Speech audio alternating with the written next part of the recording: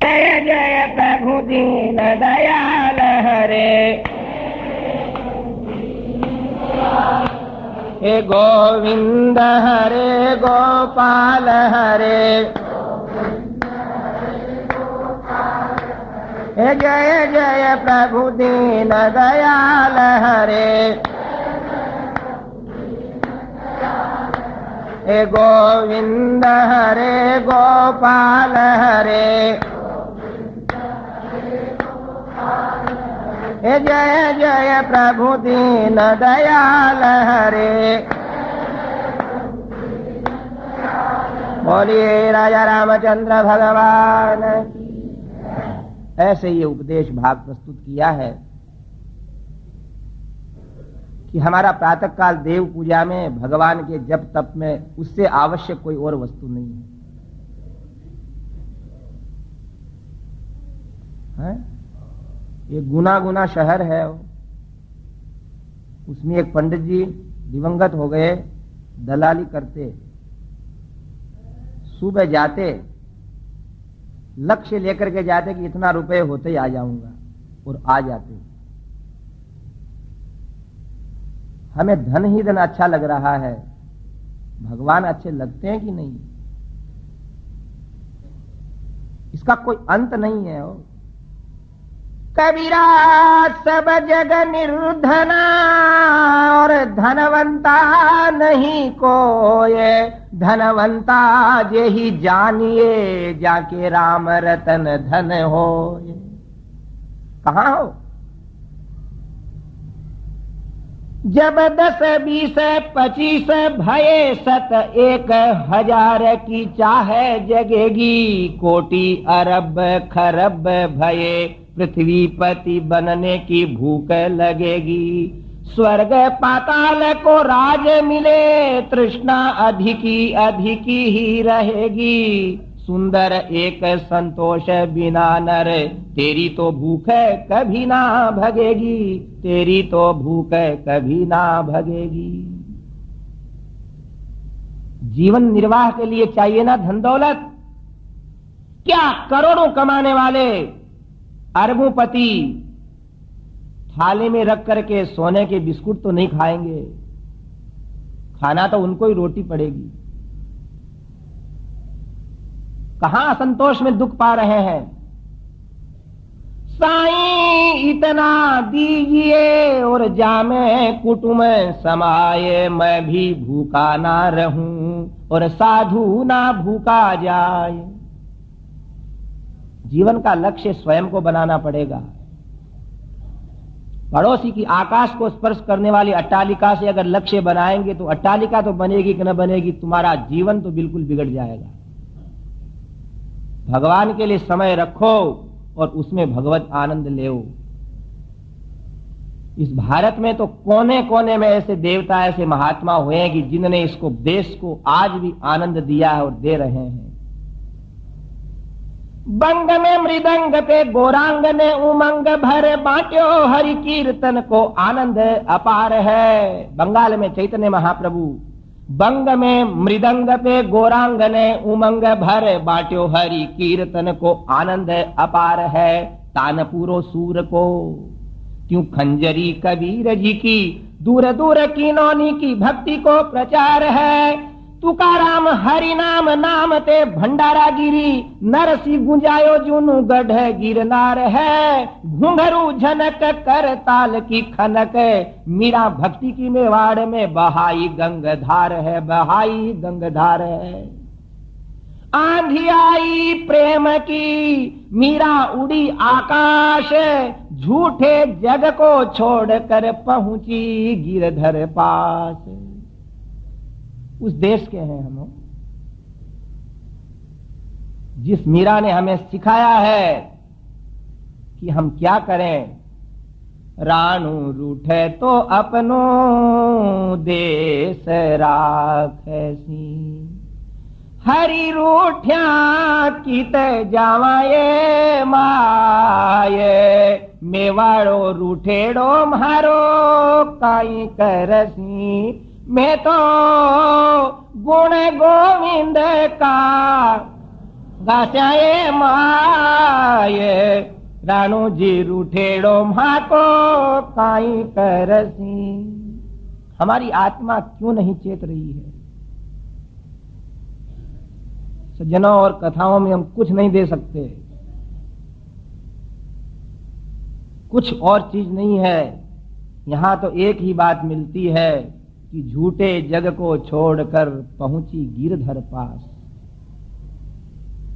जिसके मन में प्रभु चरणारविंद के प्रति प्रतिपल प्रेम उत्पन्न हो जाए वही मानव जीवन सार्थक है, बाकी तो भार ही भार है।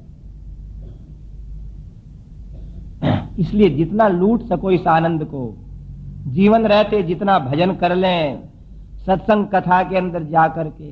हमने ऐसे ऐसे लोग देखे हैं अभी, इंदौर में कभी कभी थोड़े से मिलने आते हैं। को कहां गए थे? बोले पहले कलकत्ता में सत्संग सुना, फिर वहां सुना, फिर वहां सुना, फिर शुकताल गया। हमने कहा क्यों करते हो? बोले बस उसी में आनंद है।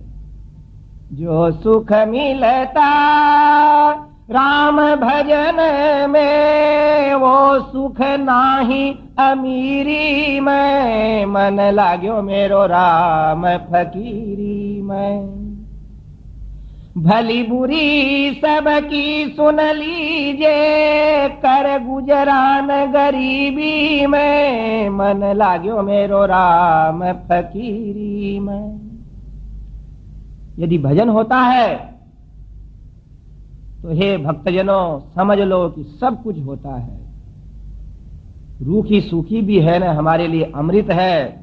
और भजन नहीं हो रहा है तो सब तरह के पकवान और सब प्रकार का ऐश्वर्य भी कुछ नहीं है।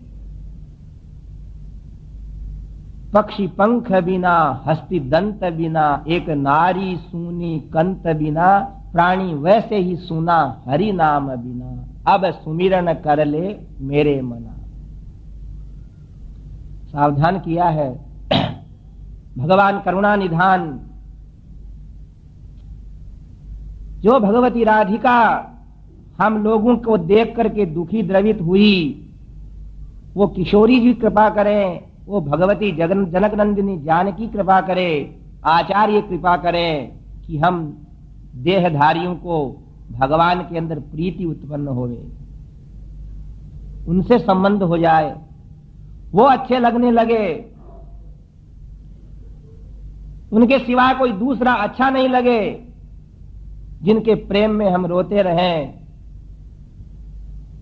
हमारे यहां तो गोदामा जी के लिए गाया है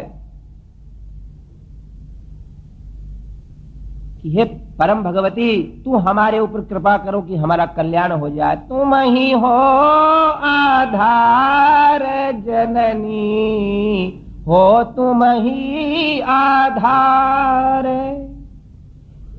ये परमात्मा की अर्धांगिनी भगवती पराम्बा राधिका सीता यही कृपा करती हैं कि अपने सहचरियों को मीरा जैसी परमात्मा में परायण रहने वाली शक्तियों को भेज करके हम लोगों को प्रभु प्रेम की बातें सिखाती हैं। नहीं तो विषयों के अंदर आसक्त, तृष्णा में आसक्त जीव का कल्याण ही नहीं होता। ऐसे भगवान राम सुबह सुबह जप कर रहे हैं, तप कर रहे हैं। हमने सुंदरकांड का उदाहरण दिया, विभीषण का उदाहरण दिया, कल कई बातें बताई। इतना समय देखो कथा का इस उपदेश भाग में लिया, किस लिए कि हमको परमात्मा अच्छे लगे और सुबह सुबह हम चुपचाप भजन करें।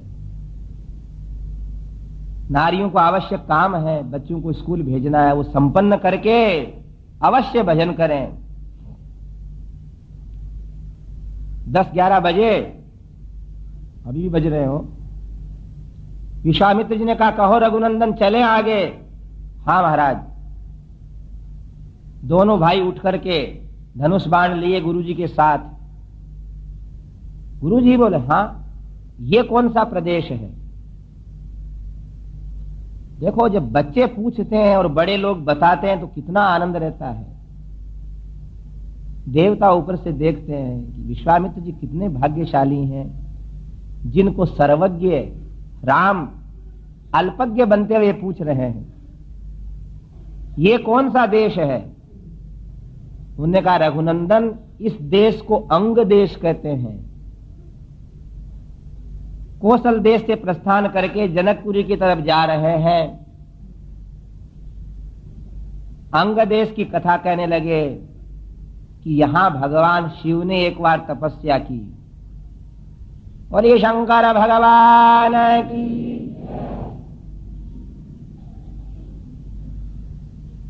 तो भगवान शिव ने कब तपस्या की, भगवान राम ने पूछा कि देखो, उनकी परम प्रिया भगवती सती का जब दाह हो गया, वो जल जाती हैं पिता के यज्ञ में रुष्ट होकर के, तब भगवान शंकर जी ने सोचा कि अपने को अभी विवाह करना ही नहीं, अपन तो समाधिस्थ हो जाओ। ऐसा सोच लिया। लक्ष्मण ने पूछा, भैया इनसे पूरी बात पूछो कि सती क्यों जल गई। तो राम जी ने कहा लक्ष्मण से कि देख लक्ष्मण, तू क्यों नहीं पूछता। उन्होंने कहा भैया आप ही पूछो। बोल नहीं नहीं, ज्यादा नहीं पूछना भैया, गुरुजी को बताने दे अपने आप ही, ये सब समझा देंगे अपने को। वो एक काशी की बात है, एक अध्यापक पढ़ा रहे थे जोर जोर से अपने छात्रों को। तो दूसरी कक्षा में दूसरे अध्यापक पढ़ा रहे थे। उनने उन पहले अध्यापक जी से आकर के कहा जी जरा धीरे पढ़ाओ, हमारे को बीच में विघ्न हो रहा है। अजी बोले धीरे कैसे पढ़ावे, प्रश्न छात्र पूछते हैं, फिर हम उत्तर देते हैं, फिर पूछते हैं, फिर उत्तर देते हैं। अजी बोले ऐसे पढ़ाओ ना कि पूछने का काम ही नहीं रहे, सब झाड़ झूर के पढ़ा दो। श्रीमन नारायण भगवान की। कंजूसी से क्यों पढ़ाते हो। तो भगवान राम ने लक्ष्मण से कहा कि लक्ष्मण, ये गुरुजी अपने आप सब बता देंगे। दोनों भाइयों की बातें सुन ली विश्वामित्र जी ने और कहा कि बालक हो तो ऐसे कि आज मेरे को 3-4 दिन हो गए, कितने मील चले आए, किंतु मालूम ही नहीं पड़ा कितने मील चले आए। राम क्या कह रहे हैं लक्ष्मण। बोले गुरुजी ये कह रहे हैं कि सब कथा को विस्तार से कहो। अरे भाई विस्तार से क्या कहें, फिर आगे कहेंगे कभी। वो पिता ने अपमान किया अपनी कन्या का, सती वहां समाप्त हो गई, और दूसरे जन्म के अंदर भगवान से विवाह करने के लिए, शिव से विवाह करने के लिए पार्वती बनी, और भगवान शिव ने यहां तप करना शुरू कर दिया था। शंकर जी ऐसे हैं कि बस तप ही तप करते हैं। जब देखो जब नेत्र निमीलित हैं, श्री राम राम रामेति रमे रामे मनोरमे सहस्र नाम तत्तुल्यम राम नाम वरानने। वो शंकर जी है नहीं, समाधि में रहते। पार्वती ने विवाह होने के बाद देखा 2-4 महीने की समाधि में रहते हैं। अगर घरवाला ज्यादा समाधि लगाने लग जाए तो स्त्रियों को चिंता हो जाती है। वो तो इनको बातें करता रहता है, पुचकारता रहता है, जब तक ही प्रसन्न रहती है। आप समाधि लगाओ 2-4 घंटा, ये उदास हो जाएंगी, क्या हो रहा है आजकल, बाबा जी नहीं बन जाते।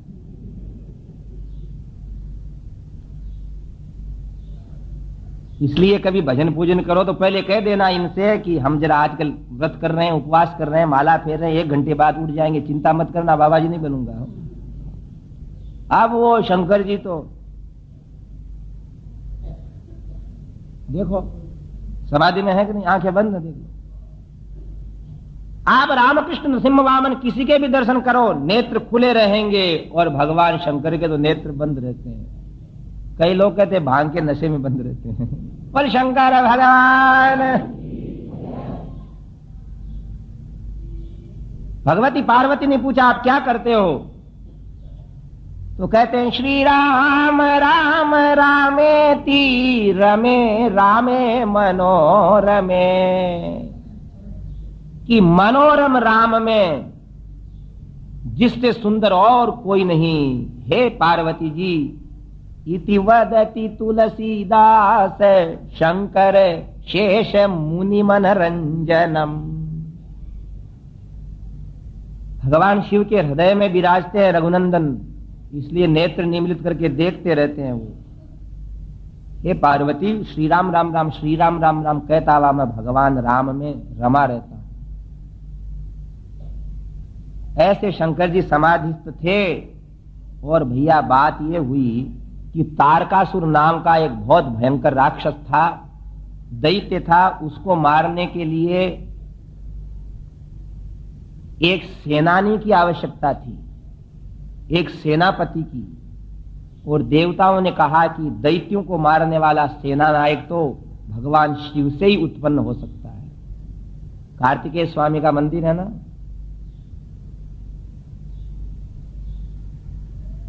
तब देवताओं ने कहा कि भगवती पार्वती का भगवान शिव से विवाह होवे तब कोई संतान पैदा होगी ना। तो जहां भजन कर रहे थे भगवान शिव, वहां पार्वती उनकी पूजा करने आती।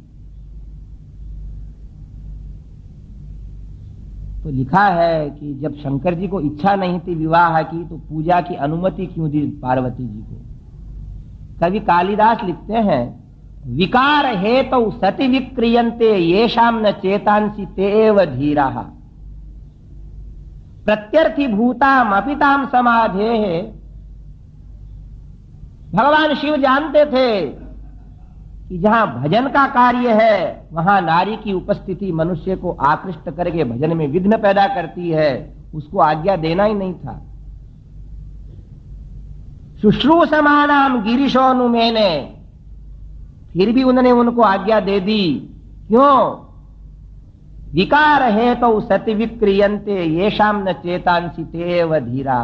विकार का कारण उपस्थित होते हुए भी जिसका मन विकृत नहीं होता है वही तो वीर पुरुष है, जितेंद्रिय पुरुष है। कोई हमको कटु वचन कह रहा है, हमको क्रोध नहीं आवे, तो हमारी जितेंद्रियता है।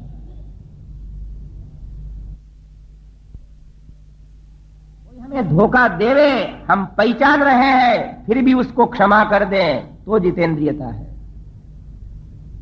क्रोध आने की, काम बढ़ने की, द्वेष होने की, राग होने की बातें उपस्थित हैं, फिर भी जो शांत है, प्रशांत है, वह व्यक्ति जितेंद्रिय है।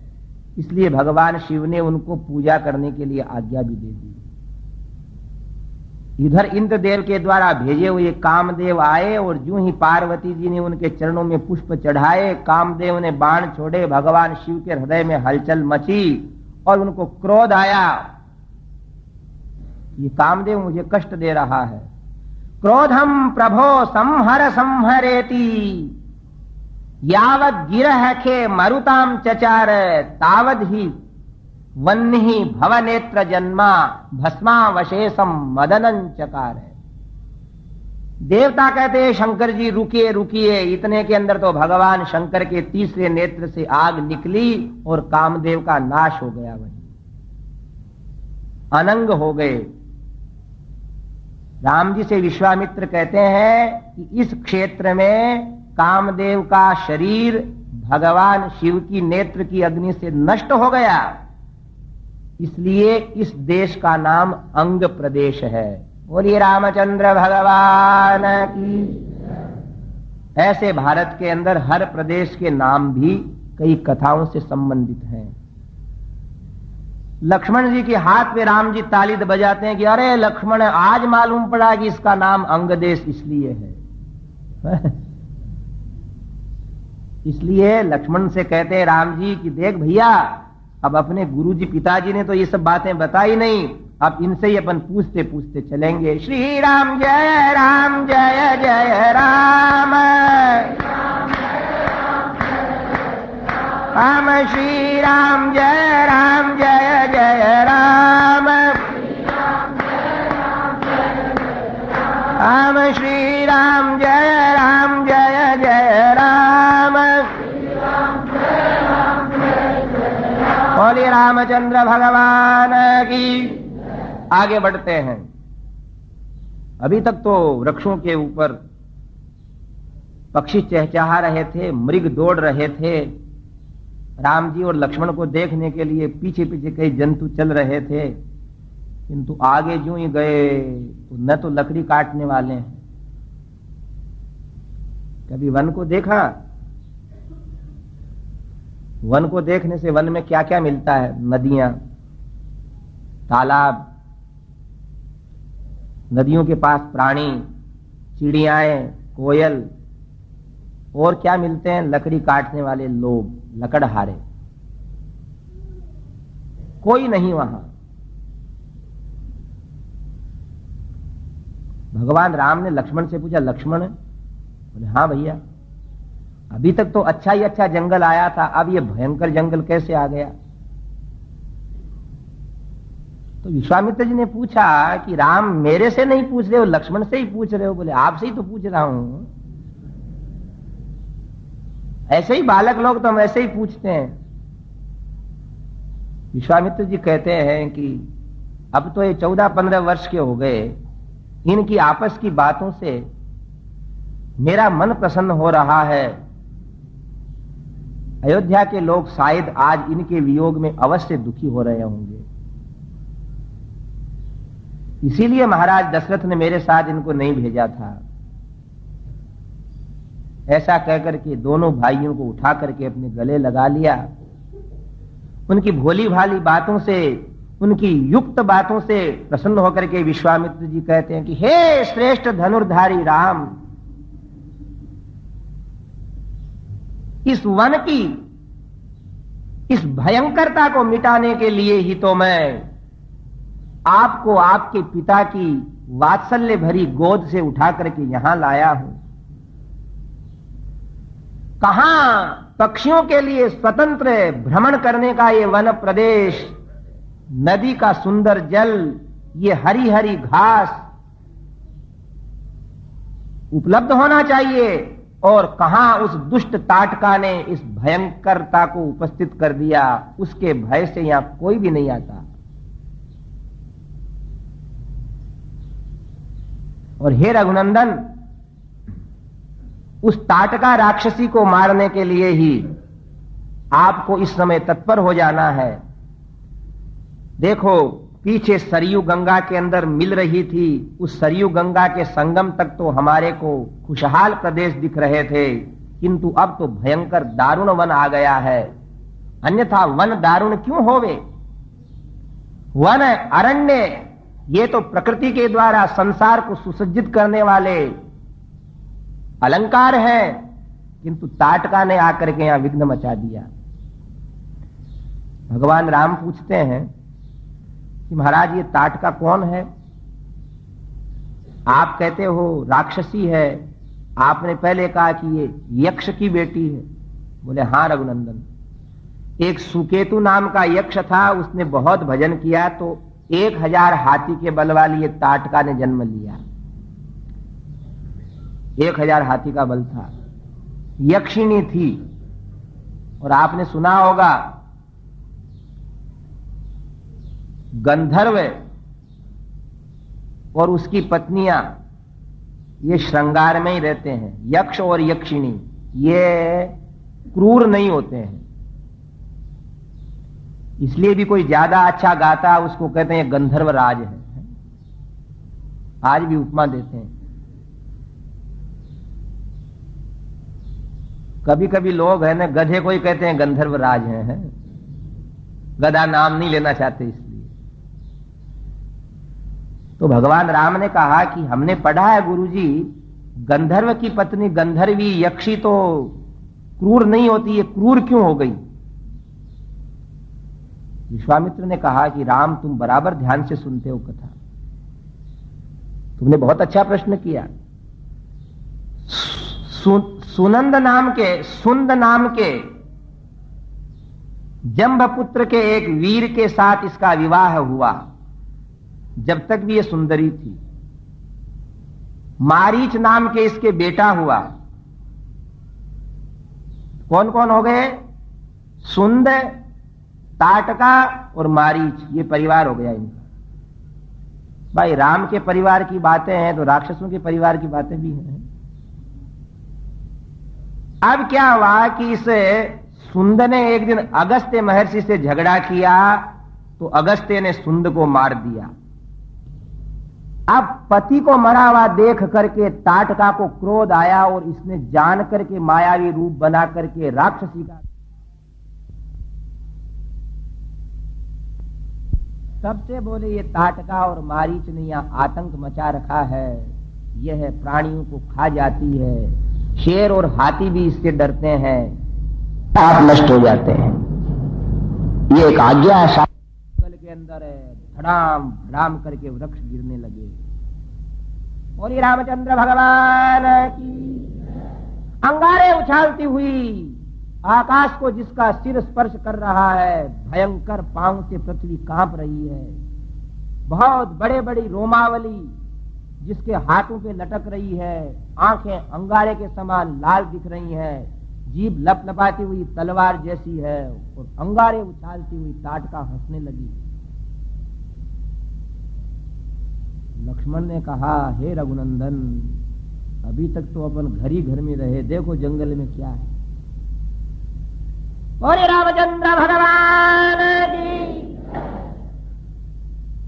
इतने में रघुनंदन ने सोचा स्त्री को नहीं मारना चाहिए, पर वो तो निगलने को आ गई, तो हुंकार किया विश्वामित्र जी ने, बोल सद्गुरुदेव भगवान, और हुंकार के साथ ही वो 500 कदम पीछे सरक गई। विश्वामित्र कहते हैं कि रघुनंदन, आप स्त्री को मारने के लिए दुखित मत हो, ये राक्षसी है, और राजपुत्र का कार्य है कि विघ्न करने वाले फिर कोई भी होवे, दूसरों को कष्ट देने वाले आतताई, फिर बालक होवे चाहे स्त्री होवे, उसको मार देना चाहिए। देखो भगवान विष्णु ने दैत्यों को शरण देने वाली भृगु पत्नी का वध कर दिया है, पूर्व में भी ऐसा हुआ है। अब तो भगवान राम सोचते हैं कि पिताजी ने कहा इनकी बात मानना चाहिए। देखो सज्जनों, ये नारी का वध है, वीर की शोभा नहीं है। जब लव और कुश के सामने चंद्रकेतु लक्ष्मण का बेटा घोड़ा लेकर के गया और घोड़ा पकड़ लिया, तो वापस लाने गया तो चित्रकेतु कहता है कुश और लव से, मालूम है ये किसका घोड़ा है?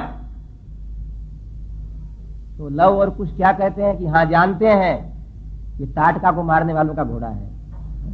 बोल राजा रामचंद्र भगवान ऐसा कहते हैं, कोई कहीं नहीं हारा, वो अपने बेटों के पास हारा। अपने बच्चों की बातें भैया आदमी सह नहीं करता है। तो भगवान राम जानते थे कि इसको मारना उचित नहीं, पर विश्वामित्र जी की आज्ञा और उसका दुराचार, आपकी बार वह आंधी फैलाती हुई, पत्थरों की वर्षा करती हुई, दिशाओं को कंपित करती हुई आने लगी। भयंकर धनुष के ऊपर बाण रखा, बोल रामचंद्र भगवान, और छाती के अंदर बाण लगा। बहुत भयंकर कर्राहट करती हुई, चीत्कार करती हुई ताड़का वहां गिर गई। आकाश से पुष्पों की वृष्टि होने लगी। श्री राम जय राम,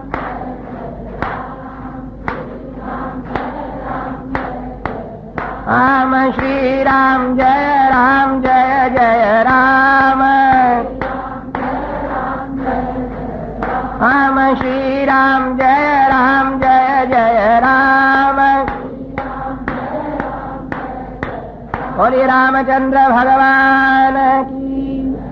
निहत्यताम यक्षसुताम स राम है, प्रशस्यमान है सुर सिद्ध संघैः, उवास तस्मिन् मुनिना सहैव प्रभात वेलाम प्रतिबोध्यमान है। दिशाएं निर्मल हो गई। यक्षिणी का वध होते से ही वहीं ठहरे। उस वन के अंदर शोभा बढ़ने लगी। अथताम रजनीम उष्ये विश्वामित्रो महायशाः, प्रहस्य राघवम वाक्यम उवाच मधुरस्वरम। सुबह स्नान करने के बाद विश्वामित्र ने अपने नेत्रों से रघुनंदन को देखा। हे राम, गुरुदेव आज्ञा, सामने आओ। भगवान राम वहां पास विराजमान हुए। विश्वामित्र जी ने अपने दोनों हाथ ऊंचे किए।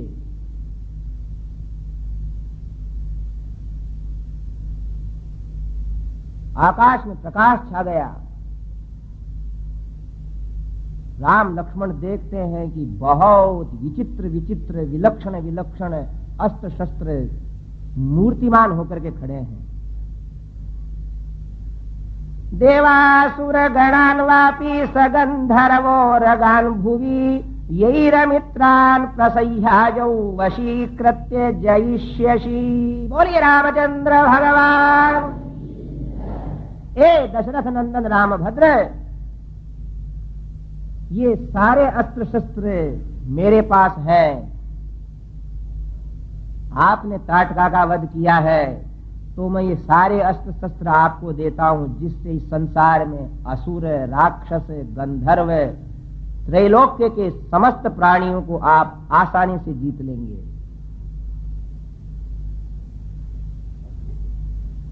क्षत्रिय को मालूम है जब दिव्य अस्त्र शस्त्र दिखते हैं तो उसकी एक एक शरीर की रोमावली के अंदर अदम्य उत्साह भर जाता है।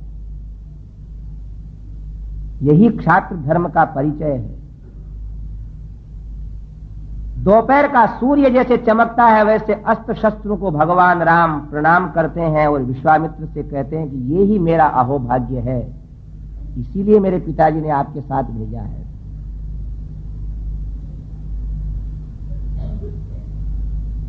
भगवान राम जप शुरू करते हैं और उसी समय धर्म चक्र, काल चक्र, विष्णु चक्र, ऐन्द्र चक्र, वज्र, शैवशूल, ब्रह्मास्त्र, आग्नेयास्त्र, वारुणास्त्र, वायुवास्त्र, सारे के सारे अस्त्र शस्त्र राम जी की सेवा में उपस्थित होकर के कहते हैं हमें क्या आज्ञा है।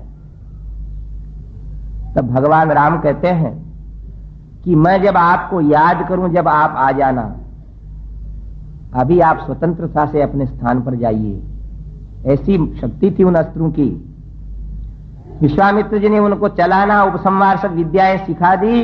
अस्त्र नियत स्थान के ऊपर पधार गए और भगवान राम अब अदम्य उत्साह वाले वीर हो गए।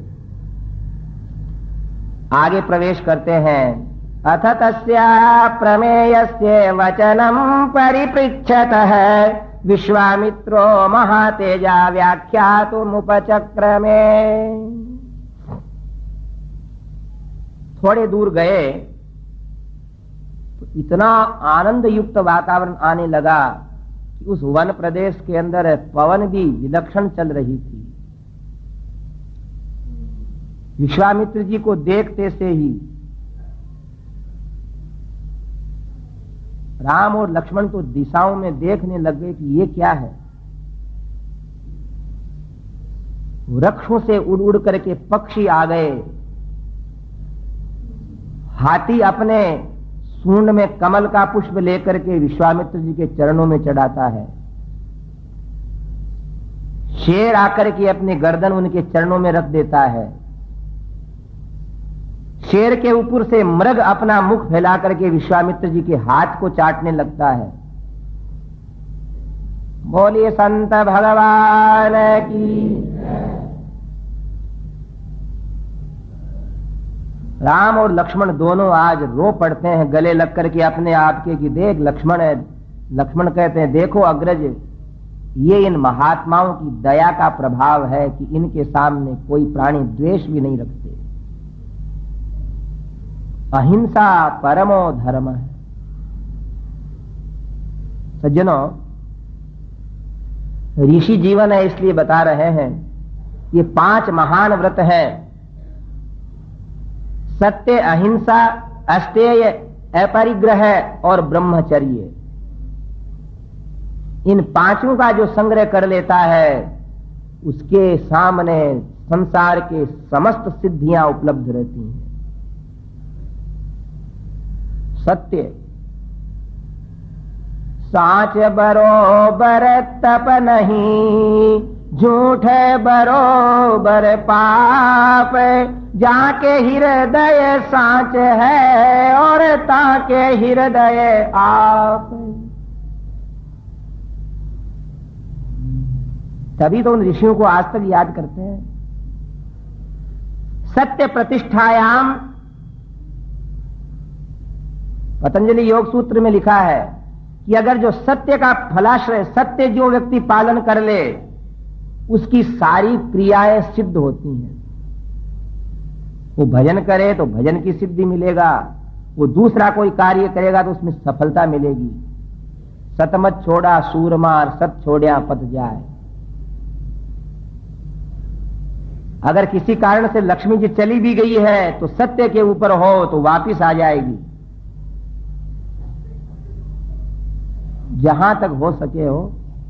अब व्यापार के अंदर आज के जमाने में सत्य का उपदेश देना लोगों का दिमाग खराब करना है, ये मामला ऐसा ही है। फिर भी भाई बात तो है सो है ही है। आपको कभी कभी कोई अनुष्ठान पाठ इत्यादि के अंदर सिद्धि नहीं मिले तो ये समझ लेना कि सत्य नहीं बोल रहे हैं इसलिए नहीं मिली है। ऐसा मत करना कि अनुष्ठान में दम नहीं है, दम तेरे में नहीं है। बात यह है अहिंसा प्रतिष्ठायाम तत्सन्निधौ सर्वभूत वैरत्याग है। और कहते हैं कि जो व्यक्ति अपने जीवन में अहिंसा व्रत का पालन कर ले, पतंजलि मुनि ने लिखा है वो, मन वचन कर्म से किसी को मारे नहीं। महात्मा जूते भी नहीं पहनते हैं, क्योंकि भगवान ने ये अपने पांव ऐसे बनाए कि इसके अंदर नीचे अगर चींटी मकोड़ी भी आ भी जाए धूल में तो मरती नहीं है, बच जाती है। और जब कारें और स्कूटर दौड़ाते हैं तो भगवान ही मालिक है वो। पर क्या करो, ऐसा युग आ गया दौड़ने का। सुबह सुनाया था ना, कोई चाले हाथी घोड़ा पाल की मंगाए के, साधु चाले पैया पैया कीड़ी को बचाए के, तुलसी मगन भये राम गुण गाय के। वन में रहने वाले विश्वामित्र सत्य के व्रत को पालन करते थे और अहिंसा के परम उपासक हो गए थे। दया थी उनमें। दया धर्म का मूल है, पाप मूल अभिमान, तुलसी दया न छोड़िए जब तक घट में प्राण। उनके यहां मृगों को घास मिलता था, मछलियों को दाना चुनने को मिलता था, शेर भी वहां आकर के बिना कुछ खाए शांति का अनुभव करते थे, हाथी वहां कमल के फूल बावड़ी सरोवर से ला करके चढ़ाते थे, अहिंसा के कारण। आज हम लोग एक दूसरे को मारने की बातें सोच रहे हैं, इसलिए रेल में डर लगता है कि कोई सांप्रदायिक व्यक्ति हमें मार देगा, नहीं तो क्यों मारेगा। जैन धर्म में तो इनको महान व्रत कहा है, सब धर्मों में है सत्य अहिंसा। फिर कहते हैं अपरिग्रह, जो कोई ज्यादा संग्रह नहीं करता है। अपरिग्रह प्रतिष्ठायाम सर्वरत्नोपलब्धि ही, कहते हैं जो व्यक्ति परिग्रह नहीं करता उसके पास सारे रत्न आ जाते हैं, इच्छा करे तो सब कुछ आ जाता है। और भैया कितना इकट्ठा करके देख लो, एक चटाई है तो नहा धो करके कमरे में बिछा लो और भजन करने लग जाओ, और ज्यादा सामान है तो झाड़ू निकालने में भी ज्यादा टाइम लगता है। आनंद मंगल परम सुखी और अति परिग्रही महादुखी। अस्ते ये चोरी नहीं करते और ब्रह्मचर्य इन व्रतों से युक्त थे, इसलिए विश्वामित्र जी के यहां अपार शांति का धाम था। आश्रमों में और क्यों जाया जाता है, वहां वहां का वातावरण रहता है, शांति। आज यहां बैठे हो, कोई झूठ कपट नहीं है, कोई लेन देन नहीं है, परमार्थ की बात है, इसलिए मन कितना प्रसन्न है, कितना सरल है। यहां का वातावरण है इसलिए है। राम लक्ष्मण दोनों सोचते हैं कि अगर यहां से विश्वामित्र जी कहीं हमको जाने का नहीं कहे तो हम अयोध्या भी नहीं जाने। बोल सद्गुरुदेव भगवान श्री राम जय जय राम। बोलो श्री राम जय जय राम। बोलिए राजा रामचंद्र भगवान की। तम दृष्ट्वा मुनयः सर्वे सिद्धाश्रम निवासिनः उत्पत्त्योत्पत्ते सहसा विश्वामित्रम अपूजयन्। अभी तो प्राणी आए थे और कुछ प्राणी दौड़ करके भग करके आश्रम के अंदर गए, और एक हरिण ने एक महात्मा को पकड़ करके मुंह से और रास्ते की तरफ खींचना शुरू किया। इतने में महात्मा सारा काम छोड़ करके भगा। अरे अरे मित्रों, महर्षि आ गए दिखते हैं, ये हरिण कहने को आया है। गोपाल कृष्ण भगवान की। जहां सेवा करते हैं प्राणी, मूक प्राणी, और असंख्य असंख्य महात्मा आकर अपने गुरुदेव विश्वामित्र जी को प्रणाम करने लगे और उनके साथ आए हुए राम लक्ष्मण को देख करके तो नेत्रों में बसा लिया। आतसज्ज धनुषौ इषुस्पृशौ अक्षयाशुग निशंग संगिनौ रक्षणाय मम राम लक्ष्मणौ अग्रतः पथि सदैव गच्छताम् सन्नद्धः कवची खड्गी चाप बाण धरो युवा। कि अक्षय धनुष और तूणीर लिए हुए, कवच पहने हुए, जटाजूट धारण किए हुए, तरुण रूप वाले ये राम लक्ष्मण हमारे हृदय से जावे नहीं। राम लक्ष्मण पीछे चल रहे हैं, विश्वामित्र जी आगे है। ऋषियों से कह रहे हैं विश्वामित्र जी संकेत में कि मेरे को क्या देखते हो, अब इनको देख लो, ये हमारा कल्याण करेंगे। पूछा भगवान राम ने, गुरुजी क्या राम? इतने में तो चरणों में गिर गए। वो बोले हमारे को धन्य बना दिया कि ऐसे नगर से, ऐसे शांत वातावरण में ला करके हमें महात्मा क्या होते हैं, आश्रम क्या होते हैं, ये आपने प्रकट कर दिया। तब विश्वामित्र कहते हैं, रघुनंदन, यहां कश्यप ने और अदिति ने भजन किया था, इसका नाम सिद्धाश्रम है। यहां पहले भी भजन हुआ है, इसलिए मैं आज भी भजन करने के लिए यहां आया हूं। बहुत दिनों से रह रहा हूं यहां। मेरे को राक्षस लोग विघ्न करते हैं, उनको तुम्हें मारना है। भगवान ने कहा आपकी सेवा जरूर करूंगा। रात्रि में सो गए, प्रातः काल हुआ।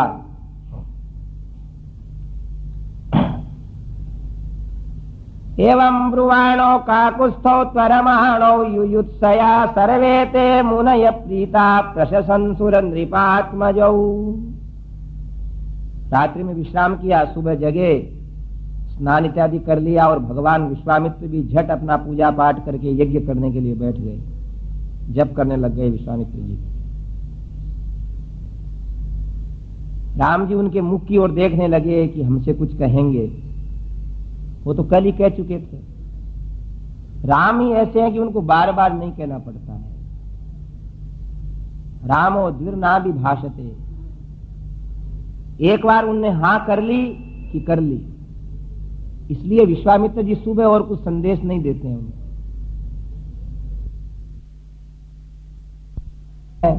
अद्य प्रभृति षड्रात्रम रक्षताम राघवौ युवाम दीक्षाम गतो हेश मुनिर्मौनित्वं च गमिष्यति।